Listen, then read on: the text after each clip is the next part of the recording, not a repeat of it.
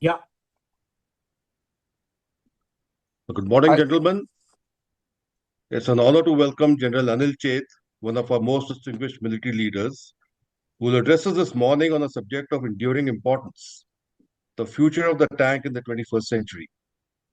The tank has long been the embodiment of shock action, protection, and maneuver on the battlefield. Yet, as the character of warfare undergoes rapid transformation, its role is being redefined. Precision long range wires, unmanned systems, loitering munitions, and the expanding domains of electronic and cyber warfare have created a battle space that is both transparent and unforgiving.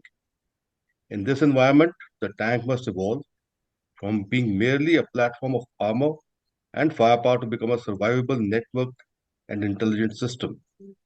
The challenges before us are not just technological but also doctrinal, integrating armor seamlessly into multi domain operations, developing active protection and electronic countermeasures, and reimagining tactics and formations for the future battlefield. General Chet will take us through these complex challenges and offer his perspective on how India must innovate, adapt, and prepare to field a truly future ready platform. Gentlemen, please join me in extending a very warm welcome to General Anil Chet. Over to you, sir, and we look forward to your thoughts. Thank you. Thank you very much, Manoj, and thank you very much, Kanbedi, sir. It's a pleasure to be here and be talking to some very illustrious seniors and respected leaders who have had the good fortune of seeing and experiencing the tank and the tank warfare in the wars of yesteryears. And as we were talking before the commencement of this talk, this experience is sorely lacking in the current generation of military officers, since we haven't really seen a war since 1971. And therefore, veterans can be a great tool, I feel, based on the experience and their distilled wisdom to take us through an outreach, through their regiments, to bring about a change, because the transformation can only be backed by institutionalized intellectualism, which unfortunately, in a hierarchical based organization, gets impacted by the thinking of the leaders. Since the topic is extremely vast, I'm going to come straight to the issue. Who would have imagined the wars of today 100 years back? The question then is, will wars in the future be the same as they are mostly today? And if not, then what will be the contours of change that are likely, and what is going to be their likely narrative?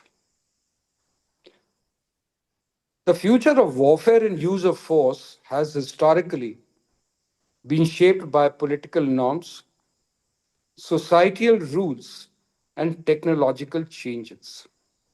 These are the three parameters which have defined the future of warfare and, accordingly, the use of force. Now, as far as the political norms are concerned, we see that the rivals for power see strategic context today as a continuous struggle in which geopolitics is waged with sovereign checkbooks in hand, besides the economic tools. Often, confrontation between the states have, just give me a minute, please.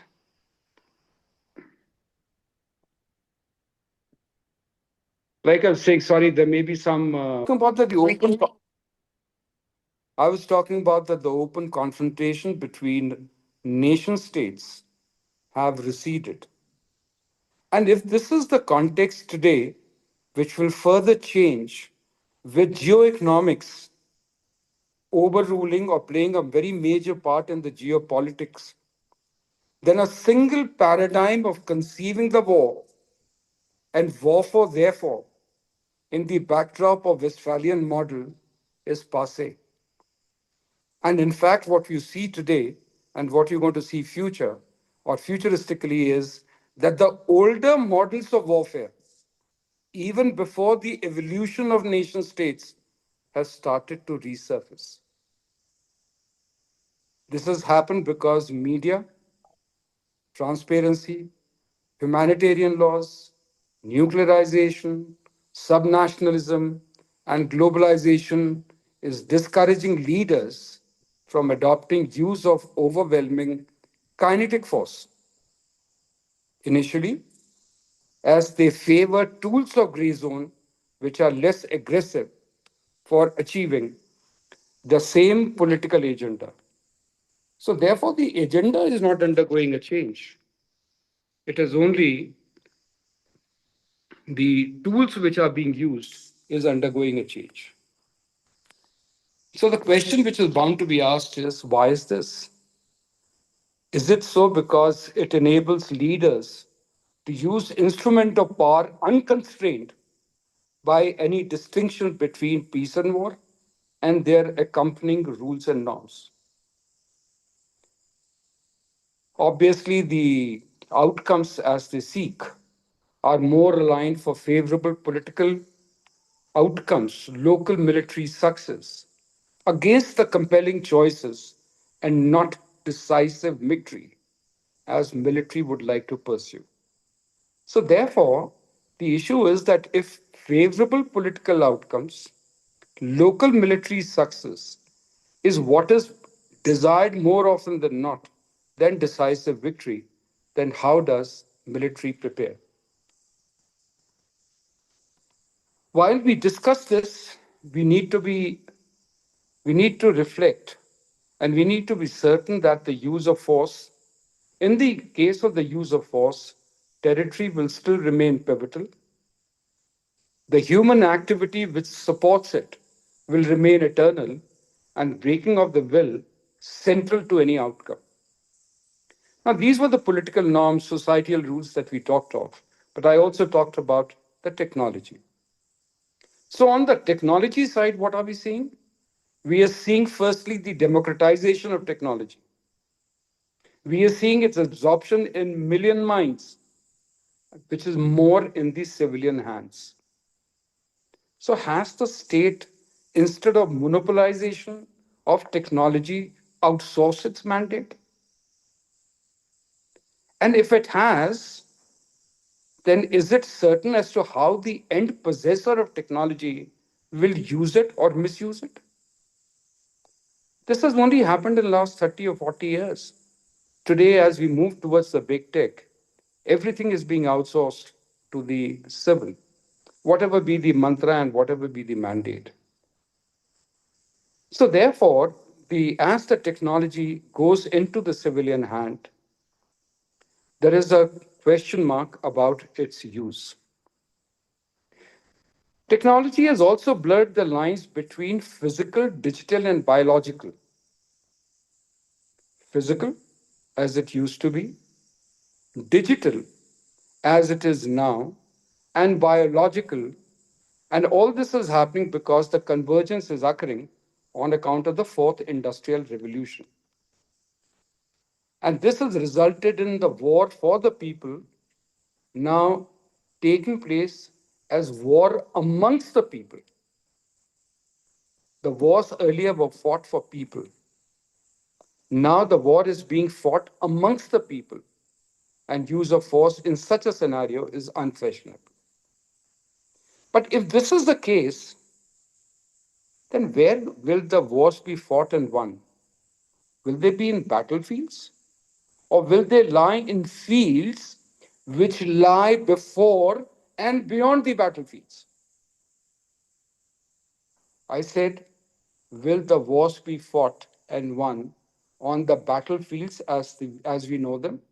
Or will they lie before and beyond the battlefields? Gentlemen, gray zone warfare and contactless battle has started to encompass battle space, which is different to battlefields. And it is doing so for influencing the mind space, which is the central operating system for the humans. And as I was trying to say, the construct of war, which incorporates kinetic and non kinetic means, through their synergy, interdependence, and convergence, is likely to make the consolidated power exceed the limits of its each constituent to strike at the critical vulnerabilities. More often than not, wars will be fought in the digital domain. Manoj alluded to that. SEMA, that is the cyber and the electromagnetic activity, as a combined medium is likely to assume significance in the integrated and digitized battlefield. And why does it influence? Why does it assume significance? Because it expands the conflicts. Because it expands the conflict and it shifts the horizon from the battlefield to the battle space. With this as a backdrop, let's go to the future tank.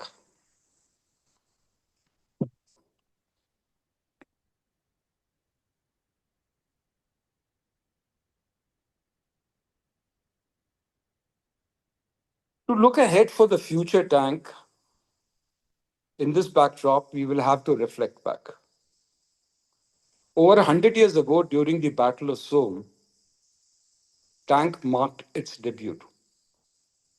And from the initial novelty of a ponderous, breakdown prone platform to a potent war machine, it has dominated the battlefield throughout the rest of the 20th century. And even now, nothing makes a bolder statement of military might as the display on tanks on parade or the sight of armor executing precision killing or undertaking ground maneuvers supported by aircraft and helicopters. Shock and awe is actually breathtaking. While all this is fine, we also need to look at the plight of the tank. And this plight of the tank is most horrific when we see the tanks and armored fighting vehicles moving in cages and copes and being targeted by vector controlled, trajectory correctable, cheap precision, which is facilitated by transparency and detectability. Let me say this again. I said that the equally moving is its the plight when we see tanks and armored fighting vehicles moving in cages and copes and being targeted by vector controlled, trajectory correctable, cheap precision, which is facilitated, which is facilitated by transparency and detectability.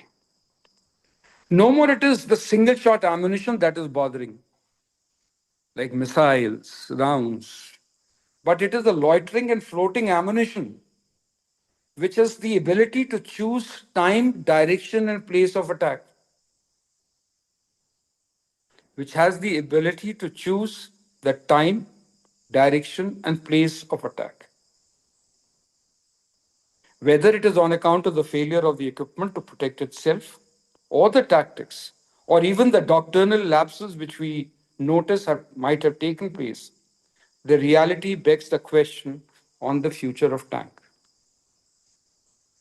In just 3 years of war in Ukraine, transparency, EW, vector controlled flight maneuverable trajectory correctable cheap precision that I talked about, and the swarm maneuvers have changed the imagination and landscape how the AFVs will fight the war, and what would be their purpose and role will they fight for. So therefore, lesson needs to be learned, and tank as a platform would need to evolve. But looking at the evolution, we must recognize that tank and tank alone, in the context of land power, qualifies as an entity other than infantry which is capable of firing and moving. It is only the infantry which is capable of firing and moving, and the next is the tank. And combined together, it produces the maneuver while being able to carry additional capabilities if required on the platform. And this is something which even infantry cannot do. So, therefore, we need to look at this as the capability of what comes from a platform. While mission terrain and operating environment might dictate the attachments and detachment, overall capability of protected mobile firepower has endowed it with potential to be a lead member of the team. And this continues to be the case and will continue to be the case as I see this in the with the glasses that I wear of the future. Just let's take a minute back. Tanks evolved from the legacy of horse cavalry. And in the Indian context, it was preceded by elephants. What actually tilted the balance between the elephants and the horse cavalry was the speed, maneuver, and shock action of horse cavalry vis a vis the elevated and the stable platform from which Indian princes on the elephants could lead the show and charge in battle.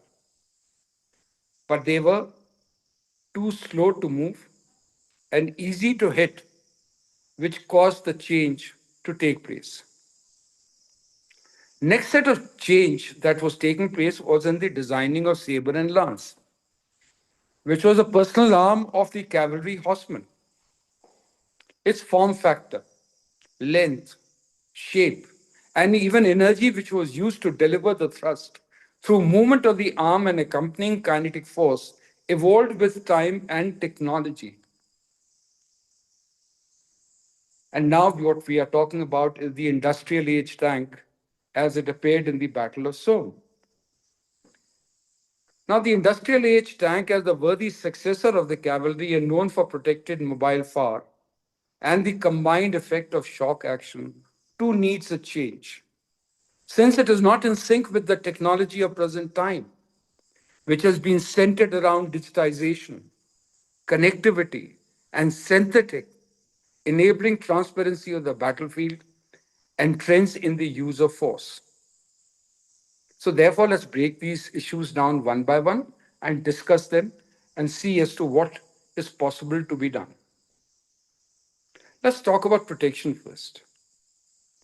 As far as the protection is concerned, what we have witnessed is the use of thicker, rolled, homogeneous, along with composite armor, which historically had been the choice for direct protection. Attacks predominantly were either from the front or the side. And the Whittaker's theory of probability covering the 120-degree arc post Second World War has by and large been the guiding mantra to provide protection onto the industrial age tank. And this in search of optimization and overmatch with attack profile, tanks started to become heavier. And when negative penalty and compromises occurred in terms of mobility, alternate option of indirect protection, such as ERA and APS, started to be explored. First, to reduce detectability, and then smart means got adopted to prevent being hit on being fired. Now, what exposed this story was a top attack by single shot ammunition. And now drones have deepened this vulnerability, as not only the top, but also the rear can be hit. And the bottom too has become vulnerable to robotic dogs carrying E type of warheads to attack from the bottom. So, where does the probability of attack now go? Has anybody done any finding as to how these attacks are going to take place? What is the probability of attack? And if it is so, how we should protect? But there is one thing that I can say, and that is the first and the initial set of attacks on a tank will come from the air, from deep and the intermediate zone, and not from the contact battle. And I say this again to highlight the point that the first and the initial set of attacks will come from the air, from the deep or the intermediate zone, from the enemy side, and therefore these would need to be protected or need to be taken care of on priority as far as the indirect engagements are concerned. And as far as the direct engagements are concerned, you will have to deal with the thermobaric rounds in contact battle, which are further added to the complexity of the sacred circle, which we were taught that we need to protect when all of us were doing the tank technology course. So therefore, the choices that have come down to, or choices have resulted into, the crew going down in the pot inside the hull from the turret to save themselves from burning of two-piece ammunition. There are different theories, but this is one of the arguments which has been made that two-piece ammunition, especially what we have, is little more prone because of the exposure. And when you go inside the pot into the hull and prevent and protect yourself because hull is difficult to be hit, then you need to have the robotic tools and automation to operate the turret and see through the walls of steel. Concurrently, the active protection system, through the smart tools of AI, will have to act swiftly, considering the compressed flight time of kinetic energy ammunition or propellant projected chemical energy ammunition. Now, I'm making this differentiation here only because that the propellant projected CE ammunition still has a velocity of about 900 meters per second. But as far as the drones, etc., are concerned, and when we talk about cheap precision, we are talking about electromechanical energy. And in the electromechanical energy, these drones are operating somewhere around 50 meters per second, or maybe even 100 meters per second, or 150 meters per second. Look at the vast difference. But the tank has to protect against those. Let's assume that you are able to do that also. Then how do you deal with mass attacks? And these masked attacks are not coming from homogeneous swarms, they may be coming from heterogeneous swarms.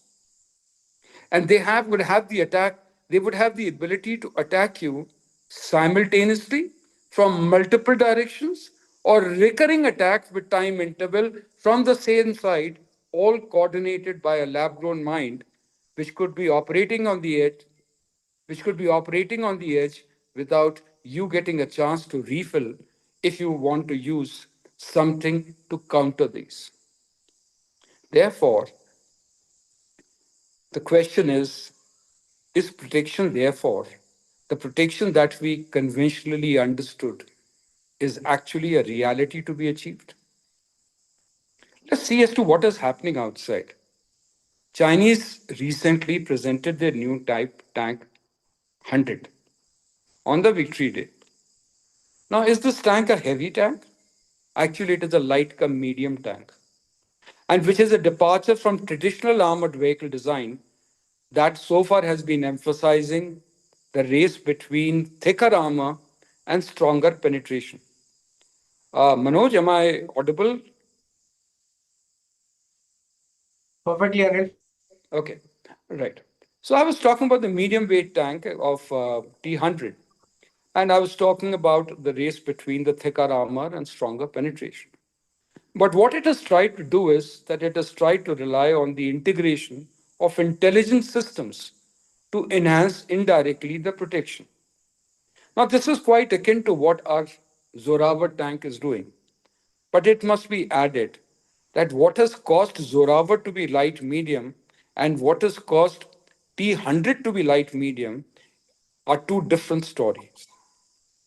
So, therefore, on one side, you have an MBT like T100 which made its presence 2 months back as an MBT.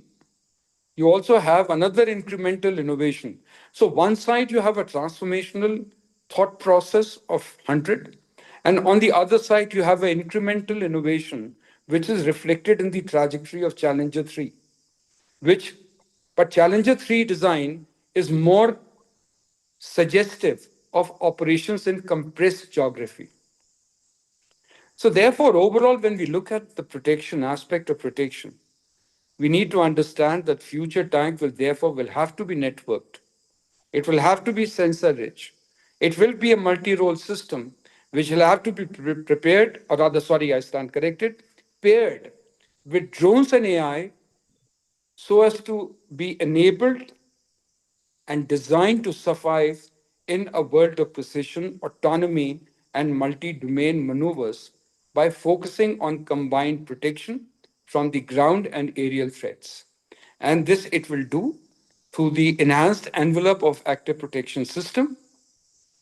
And this enhanced envelope of active protection system, which will have to take into account not only the single shot ammunition, but also the drones. It will have to comprise of both active as well as passive systems, incorporating hard as well as soft kill. The system will also have to have the electronic countermeasures to jam the GNSS and drone guidance, or increase the choice by spoofing their signals. Stealth coating and thermal signature reduction are all well known to this group, so I'm not going to spend time over it. But the biggest contributor in protection, in my views, is going to be informationization, which will allow for better situational awareness and networked firepower coordination, which will ensure that the threats are dealt with in intermediate zone instead of impacting and altering the behavior of our tanks in the contact battle. Now, if this is understood that why intermediate zone and the deep zone are more getting more important, I think it would be a good idea to factor this in when we deal with the firepower too. So let's talk about the future of firepower. Normally, when we were all growing up, we were told that the lethality is directly related to the caliber of the round. And we started to move from all smaller calibers to higher calibers, 125, 120, 130. Some people have one of the tanks, leading tanks, Armata design also mounts 155. And so therefore heavier calibers has started to play their part. But I feel slightly differently. I think, in my views, actually, lethality starts with being picked up on the synthetic landscape. And if you can be picked up through direct or indirect means, and then it is, and if it is possible that your lat longs are transmitted on the communication highway in that digital battle space, then you will get hit. And no more is it going to be confined to a visual acquisition, but detection equally in the electromagnetic spectrum. When you see Ukraine, what is happening, anybody who opened the radio set got picked up and hit, and people stopped using the radio set. So it is no more visual acquisition. It is no more computer based acquisition, which we call as a computer vision through indirect means, but it is also the RF and the electromagnetic spectrum. Now, while the contact battle has restricted the warfighters to the detection of targets by eyeballs, and limited by what he can see, but in a digital and connected world, it is all by extension of eye in the sky to pick up the targets through the payloads, which may be tethered, which may be autonomous surveillance drones, or the satellites, provided they are connected to the network.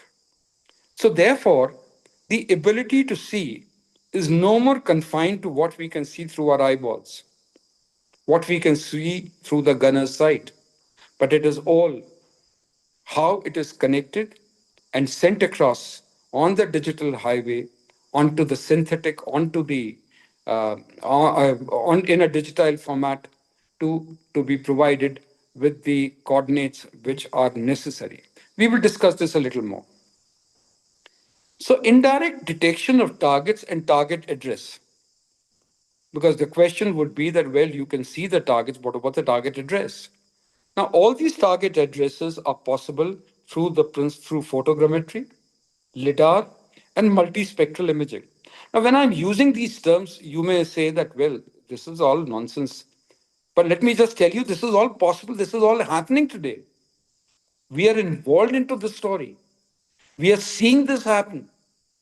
Every target, 3D coordinates, photogrammetry, lidar, multispectral imaging are all capturing the target data as the geospatial data, which then is stitched together under a 360-degree traverse and layered on the digital elevation model or a 3D visualization, which you can have on a tank itself. It's on a tablet.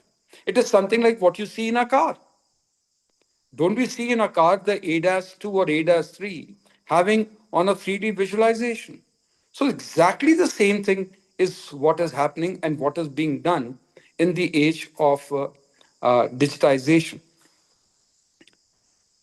Then is this aspect of the ballistic computer.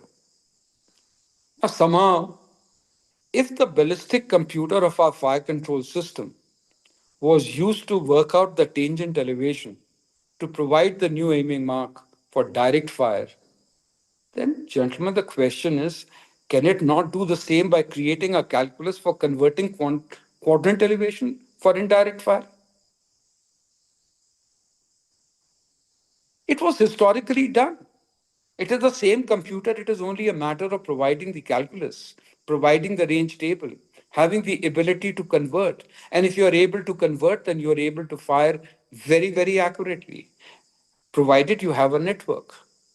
So, therefore, what you need for the indirect fire is the network which is provided by the communication modules to transfer the positional data, the computing power to deliver the shot accurately, and the computer vision technology which is there on the various devices which are there is in a position to undertake the direction, observation, and correction of fire. Unfortunately, when we all were growing up or in search of a greater glory, whatever may be the case, Armored Corps in India chose to forego indirect firing altogether and did not take this route. Artillery was doing indirect firing and was taking recourse to direct shoots, was looking at ammunition to create the indirect fire, converted into direct firing. Armored Corps was only looking for the contact battle. I'm sure some of you then will ask that why am I lamenting now? What did I do about it in service? Well, that can be a question and I'll be happy to answer because I think this is a very, very important aspect. Let's take a minute more here. Let's talk about simultaneity. This English that used to be taught, I also have taught in Army War College, simultaneously to attack in the contact and intermediate zone and deep battle.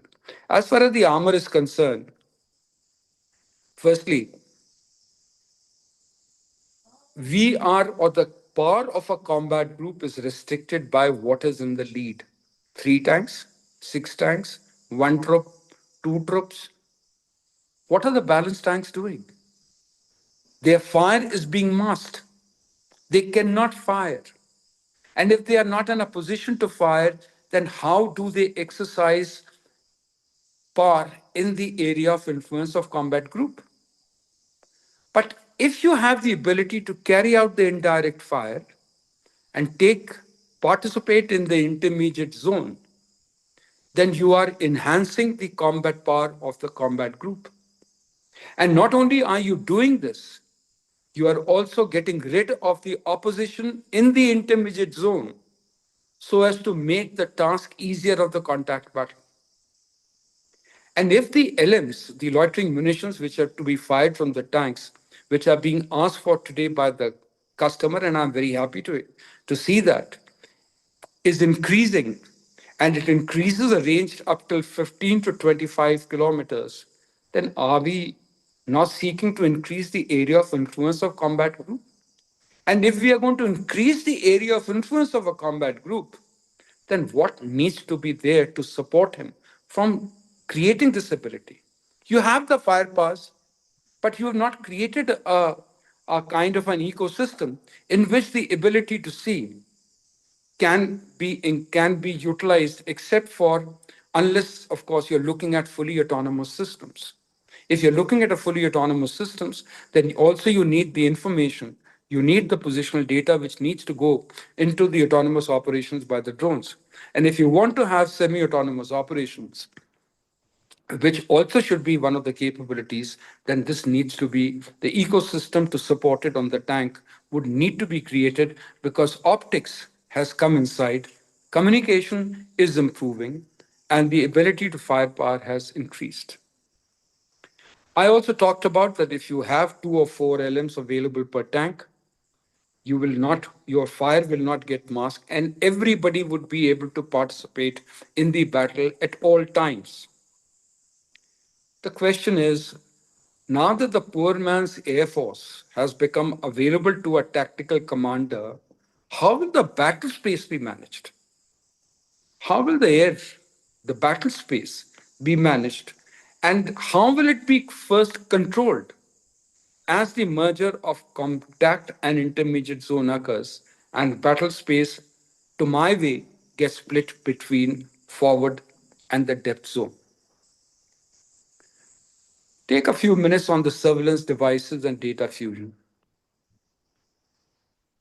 Gentlemen, I don't have to tell you people, all our devices are fire control devices. Are they suitable for surveillance? When I keep reading and hearing people talk, I can't understand as to how surveillance was to drive the fire. In our case, we are saying that we have a TI based device, and hence that fire control device is going to be used for surveillance. So, if it is a fire control device, then it cannot be used for surveillance.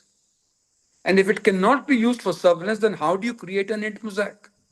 How do you create the situational awareness picture? And how do you move towards BMS? Luckily, and I saw the previous DG sitting over here, he was wise enough to include all these in the FRCV programs.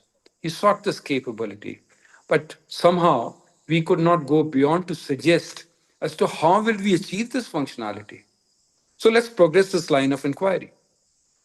Are we therefore going to see a different set of surveillance devices to achieve this? Or are we preparing to create a digital twin? I said, are we going to create a different set of surveillance devices? Or are we proposing to create a digital twin which will extract the AI layer which is contained on the intelligence from the fire control device and thereafter collated on a GIS map? Will stabilize hunter-gunner sight and the commander's panoramic sight, which integrates surveillance target, meet the end of the requirement, or something extra would need to be done to store? And not only to store the information, but also process the data. Who's processing the data? What is the device which is doing it? We have not even thought about it.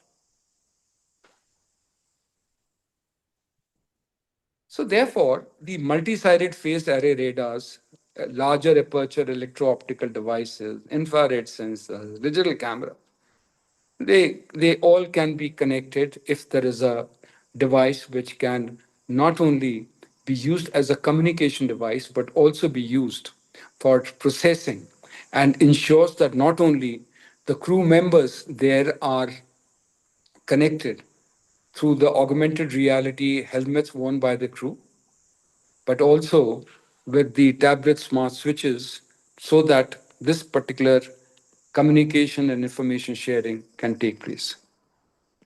And when I talk about the processing of data, let me just, gentlemen, tell you, I've been in touch with Colonel Bedi and I've been trying to solicit his experience. The portable data centers have already announced their arrival. They are not more than 20 kgs in weight. They are not more than the size of a carry-on baggage. And they provide you adequate amount of computing power. And it is all scalable. So therefore, if you have a portable data center, which is enabling the processing of data which is coming through the indirect means and synthesizes this information for attack and defense, then you have truly started to do great amount of work, and that also process it on the edge instead of banking on the chain of command to provide you the information. And this, if you have this, then this also is going to be very useful aid to process in the context of battle of algorithms and swarm drones. We keep talking about, yeah, it's a battle of algorithm. But battle of algorithm on one side is the human mind, and on the second side is the battle of in the informationalized age, somebody who's doing it with the help of a portable data center.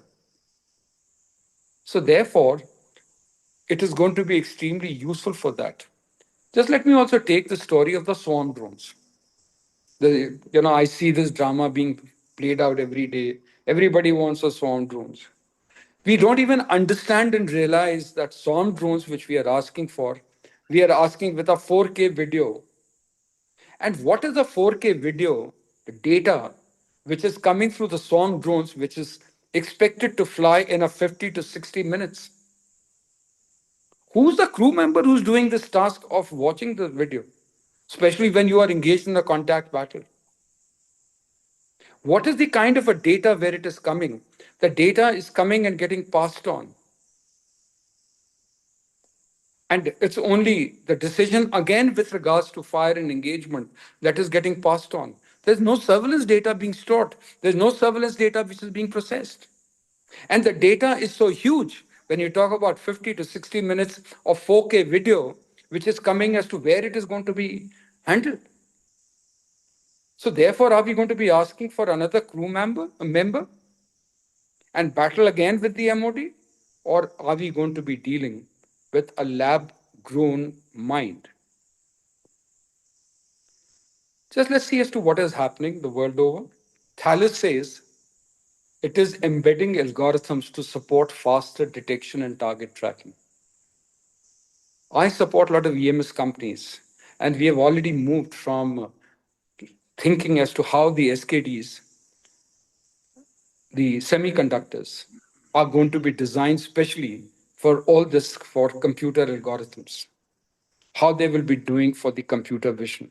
It's only a matter of time that these things would start it to play their part. But when it comes, and it will all happen in our lives, would we say that we missed the bus or we joined and we boarded the bus? So I was talking about Thales. So Thales is talking about embedding all algorithms. It's talking about a digital crew, which I'm saying is in the form of a laboratory grown mind, which can reduce the operator's strain and not only improve the accuracy, but also through survivability. Any capability that shoulders the stress, fatigue, and mental load becomes even more essential to mission success. Traditionally, MBTs acted on the data. Okay, so I have 5 minutes more. I will not, I'll try and cut this down. We were talking about the MBTs were acting on the data which was passed by the lighter recce units. Today, the lighter recce units are the drones, whether they are operating on land or they are operating in air or they are operating in sea. What have they done? They have itself contributed to the recce strike kill chain because of their ability to see. And if they have compressed the recce strike kill chain, they have ensured that the decision support is faster and the actions that much more proactive than somebody who's doing this manually. A few words on the EMS supremacy and soft kill. Unlike the interceptor of armors, soft kill attacks the brain of the victim and not his body. And the question is, if everything is getting electronic, then soft kill systems have to become a subset of firepower. We are talking about soft kill. We are talking about hard kill. Why is soft kill not a part of hard kill? Why it is not a part of firepower? So in the digital and connected narrative of warfare,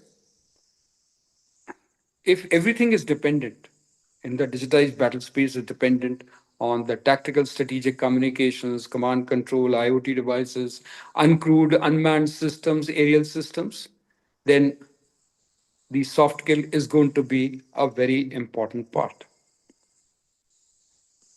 And what you will be able to achieve and what it will what you will be doing. Thanks, Deepak. Sir, I got that, but I'll still try and finish early. There's some other commitments. Uh,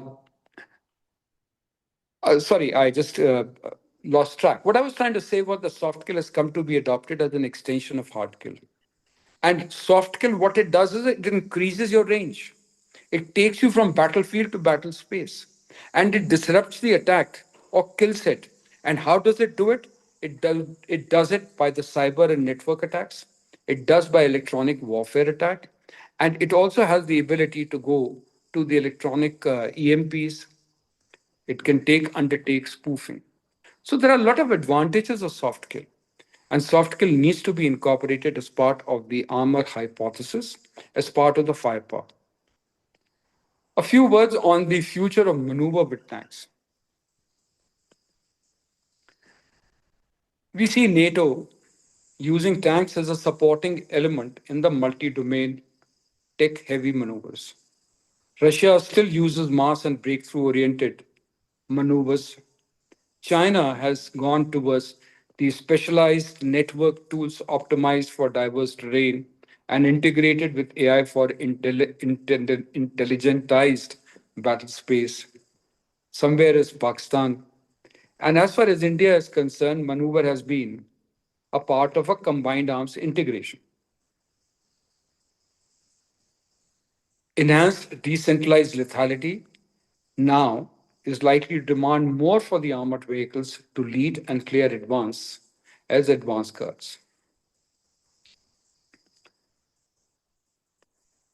A few words on a tank as a platform. The power of a tank is not just from the guns which are on the tracks.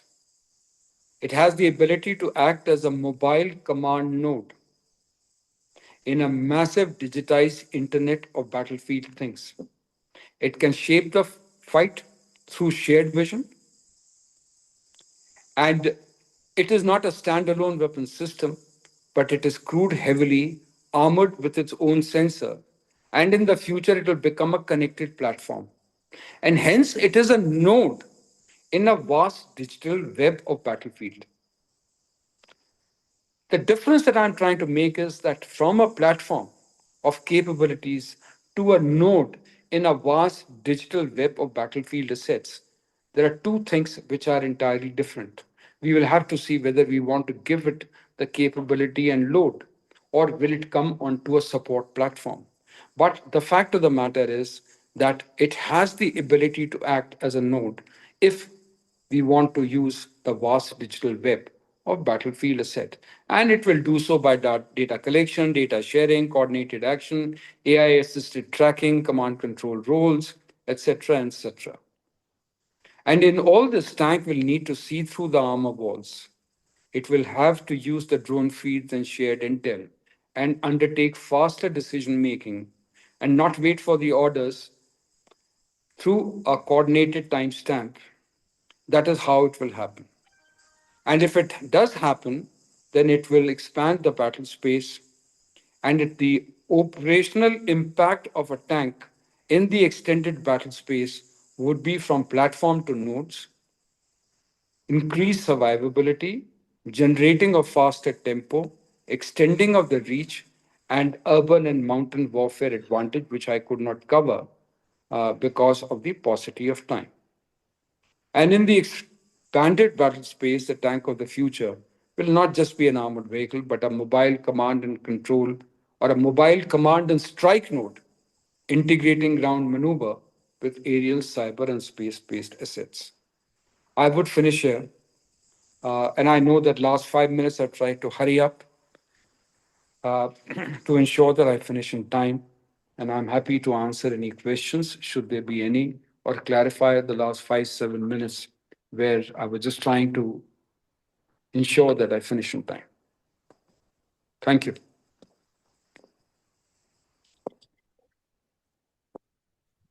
Gentlemen, we can open for questions. If you have any, you can ask them directly or post them in the chat box and I can ask on your behalf. Anil, I had one question.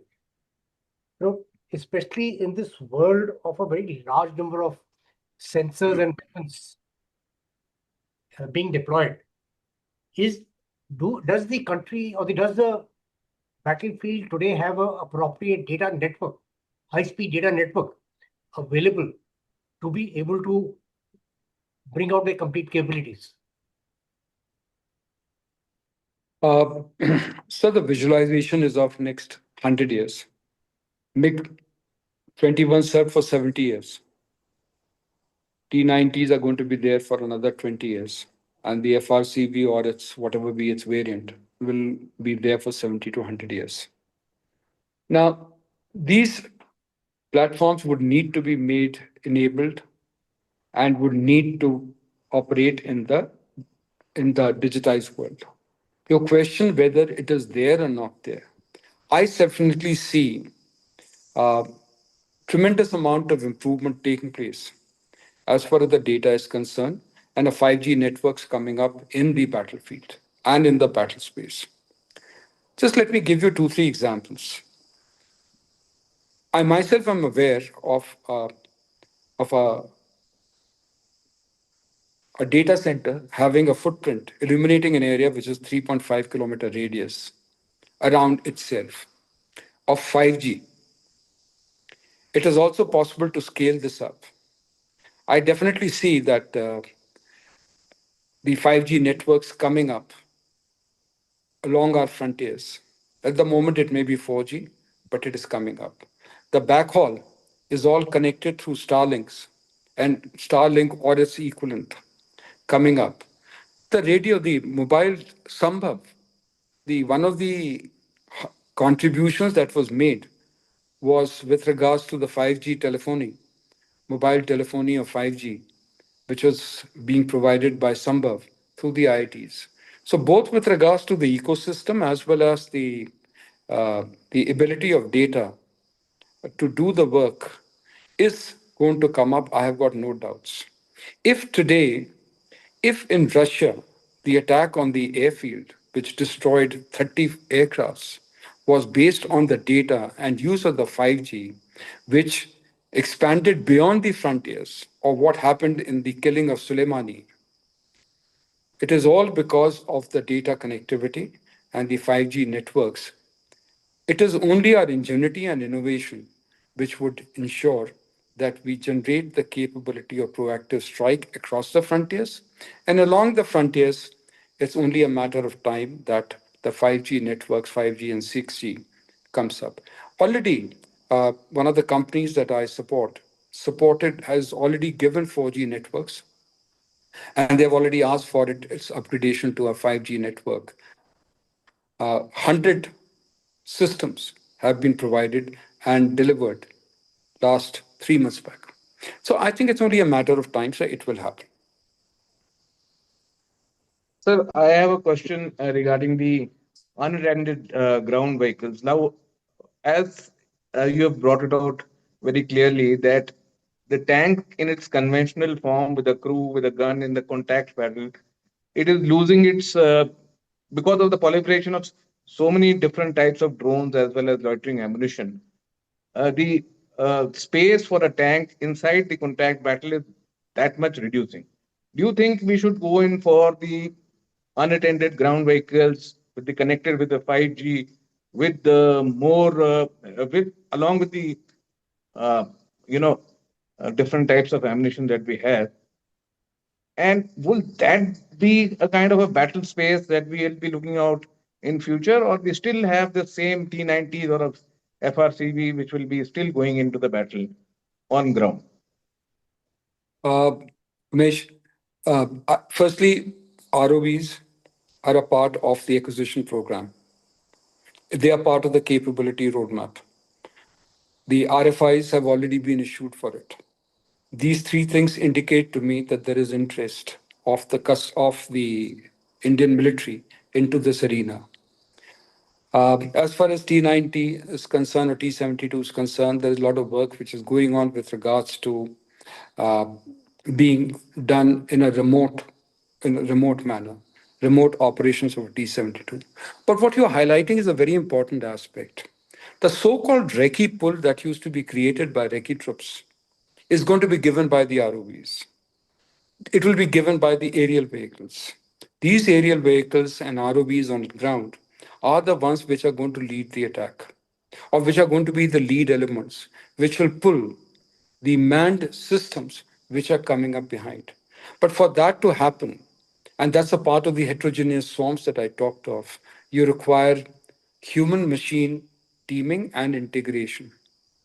And that again requires connectivity, digitization, and synthetics. Now, therefore, I definitely see that it is going to have a very major role to play. I definitely see they are interested. And a lot of companies, including mine, is already working at it. It's only a matter because there is no doctrinal perspective at the moment. The moment it gets backed up, it's a technology innovation based on what everybody thinks. The moment doctrine comes along and the human or the man machine or the human machine integration starts to get defined, I think it will pick up speed, it will pick up momentum. Good morning, sir. Karan here, sir. Excellent talk. And actually, I don't have a question. I don't know if it is okay with the audience, since as DG, I've been interacting with Chet sir, and he's well aware of a lot of things. But can I fill in a few of the points which you mentioned, sir? Sure. Okay. If it is okay with the audience, I may take about 2, 3, 4 minutes. Firstly, recently retired. I am fresh veteran, so to say. First time on this. It's an honor to be amongst luminaries and distinguished people. Okay, to start with, sir, I became DG at the right time when the tank was being considered. So I had to really battle. So just for information, there was a study which was ordered in which they said tank is no longer relevant. It was a very serious study right from the top. So one had to battle that. That's a long story. Secondly, in the biennial conference also, General Naravne, I was his deputy GOC in Nagaland, but still he had made that statement, tank is this thing.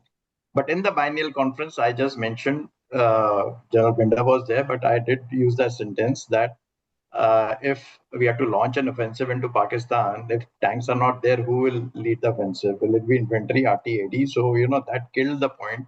And they said, yes, tank is relevant, it needs to. So I will just, as DG, when I was battling all this, that is the reason I really pushed the light tank. Because if your tank, T-72 and T-90s were meant to fight maneuver warfare of the yesteryears, we had to find a new equipment. So that is the reason I had to really get the IPA for the light tank and as also for the FRCB. That was in January of 2021. And the light tank being designed by DRDO L&T was a copy of Chinese tank, which was totally way off like Arjun. So I had given the design and all. So I'll just tell you why it was made lighter. It is 25 tons for many reasons. One is it can strategic lift from Leh. Second is it can be amphibious. Third is it will have an NGP of 0.6, which it can be in run. Then fourthly, the power to weight ratio of it will be higher than the light. So anyway, light tank is a different story. So the point at that time was to get all the points which General Chait has said to get swarm drones. So swarm drone project also I had pushed. Unfortunately, because I've been dealing from past 2.5 years till I was GOC with Dakshin Bharat, the swarm drones we had initiated. So I got in fact, I can show that video. So that was part of, you see, armored core is defined by the equipment. So if we have light tank, if we have swarm drones, and if we have a FRCB, the QRs of which I made in 21, they are the same ones which are continuing. And I've been telling the previous DGs, you need to modify it. So I've told General PP also. Because I said I just made those PPs in a hurry to get the IPA because we had to get the IPA. We didn't have an IPA for FRCB also. So we need to modify that FRCB. It is going into a heavy tank. In fact, the Chinese have praised a Zorawar tank and they realize because it's no longer tank versus tank battle, it's a battle of what General Chait has said. It's all information, digitization, standoff warfare. So light tank, one provision which is also there is it can act like an RT gun, which General Chait just mentioned. As far as our T-70, T-90, we unfortunately can't throw them away. we need to upgrade, and the upgrades were put in place when I left. I mean, the programs, but they can be turned autonomous. But one thing which we did good, which has proved good in Sindoor, was uh, I initiated that convert all your old guns into a anti-drone system, NSVT, which was done. So was L70 and this thing. So everybody followed that, and I think it is proven in Sindoor. So there are a lot many other things also which I can say, but then it will unnecessarily take time. But what I can say is, as tank, it is not, because if we consider tank as irrelevant, then every arm of the land force is irrelevant, because if tank, the most protected and the most dynamic of all the arms, if that is not going to survive in land warfare, then which will? So this is the thing which we have to, and last point to say is, if we evolve and if we do things correctly, we can prove our worth. That is what Air Force has done. Sometime back, before Ops Sindoor, everybody, because of the, when somebody tells you that Air Force is a support arm, or if, nobody questions the thought. But then they say, okay, Air Force is no longer relevant, drones are there, and, all that thing is there.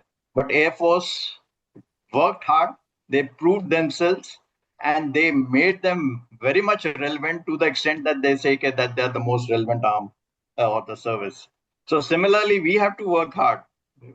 There are all the things which General Chait, he's into the industry, can be done, but the orders are not coming.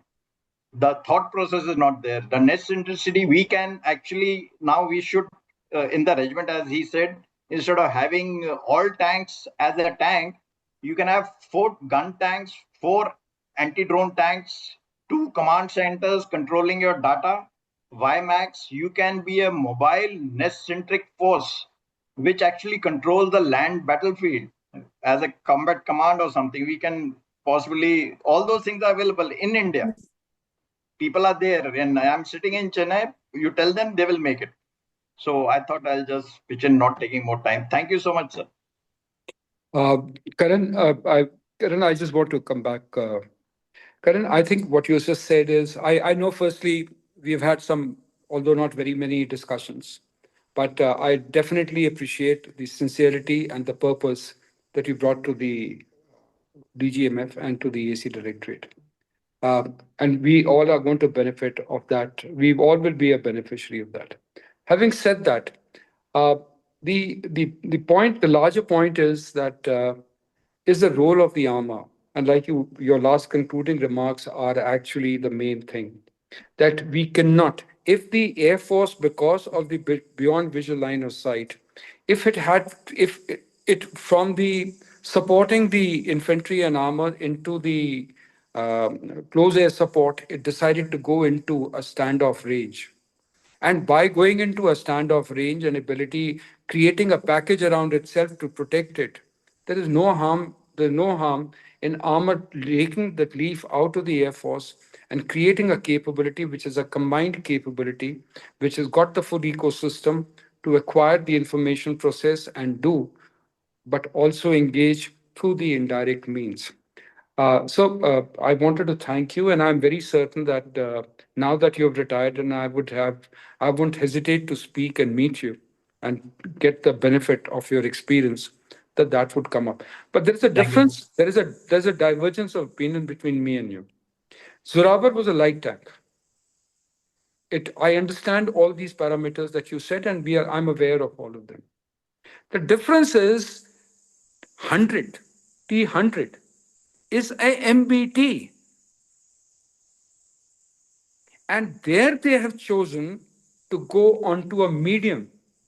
And they have realized that it is not possible to defend. It is not possible to protect everything.